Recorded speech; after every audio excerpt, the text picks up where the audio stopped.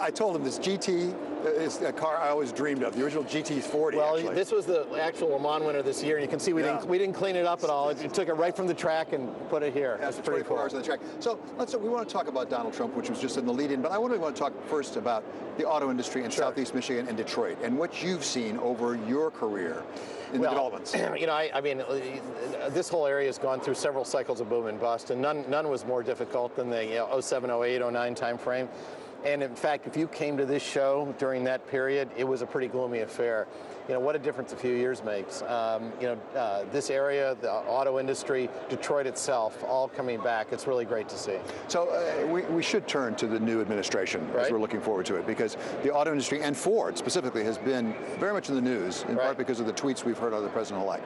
A lot of people think that part of the problem is trade, that in fact a lot of those jobs have gone overseas. What is your view about the Trump administration as they come in and formulate their trade policy? Well, I've got a very good relationship with him, and I talk to him, from time to time. I talked to him last week when we announced our plan here in Michigan, and he's very interested in all the things we're interested in: taxes, trade, currency manipulation, all the things that affect American corporations. He's vitally interested, and I think it's early days. I'm very encouraged by what I see in terms of his policies potentially. Well, as you're encouraged, if you were going to write the ticket right now for an atmosphere that really would be helpful to the auto industry, what would you ask of the new administration? Well, one of the things he's already done, which is to appoint a Secretary of Transportation, who I think is terrific, Elaine Chao. I've known her well in her prior iterations at labor and then at transportation. She knows our industry, because our industry is changing so much with autonomous driving coming and all the technology that's going in. We're going to need a partner in government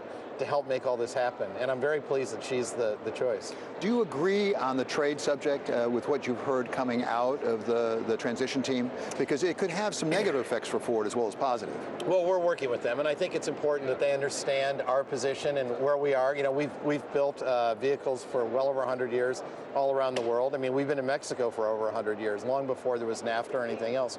And that's something I think it's important for any administration to understand.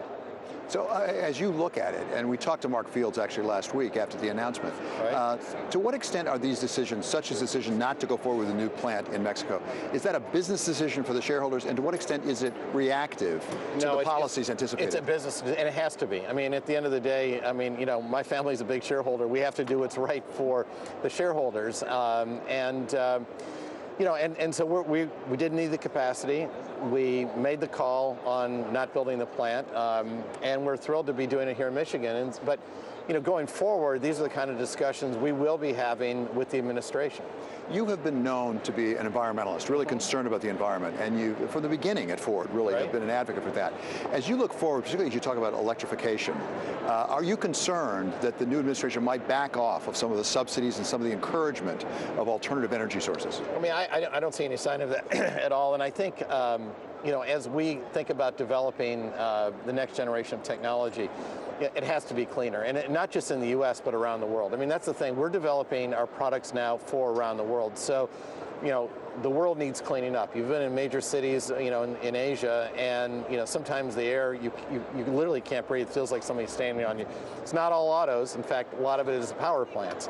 But our goal is to clean up our plants, clean up our vehicles, and really help make people's lives better. So one of the developments that we've seen is the shift actually away from cars. I've said facetiously, this is not a car show anymore. It's a truck and SUV show, because it's now, I think, over 60%. Yeah, I mean, the SUV segment has just exploded. And you think about it, I mean, many of these SUVs used to be station wagons. But now people are buying SUVs. They're very capable. You can go off-road in them. You can pack a lot of stuff into them, and you can put a family in them. So SUVs are wildly popular, not just here in the U.S., but around the world. So how far can it go? Can we end up with a world where we have no cars, it's all SUVs and trucks? Well, I mean, we'll see. I mean, I think the whole point is we need choice for people, and that they will decide. So we'll make everything from the smallest little vehicle all the way up to the biggest pickup truck you can imagine. And people will self-select what's right for them. You mentioned that your family is a pretty big shareholder in the Ford Motor Company. As a shareholder, do you have any concerns that the stock price really has not tracked the track record of the company in terms of profitability, record sales, things like that? Yeah, Why? I mean, Well, I think if you listen to the analysts, there's a couple of reasons. One is the traditional analysts are looking at it and saying, yeah, you're doing wonderfully, but we're kind of at peak auto and we don't see a lot of upside from here. I think the other is the analysts that are tracking this whole new space of mobility. They're not exactly sure where this is going, and so we're trying to put some specificity behind that now to give them an indication of where this is going, and also where are the profit pools going forward, because that's going to be very important.